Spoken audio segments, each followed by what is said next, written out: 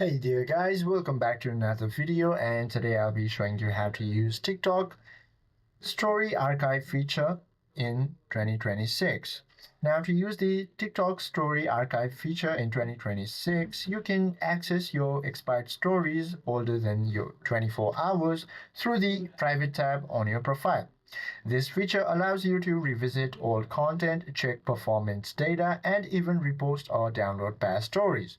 Now, to access this story archive, all you have to do is tap on your profile icon located on the bottom right.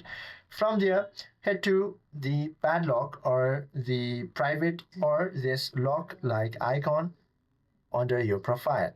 Now, once you tap on it, from here you should be able to find all your stories archive over here. Now it is not shown in here, but it should be available in yours because I have not posted a story on my TikTok account, but it should be available on yours. Now, once you tap the stories archive box, typically located on the top left or as a prominent button in this section, you can now scroll through all your past stories, and some versions of the app include a calendar icon to help you find stories from a specific month or day. I hope this video helps you out a lot.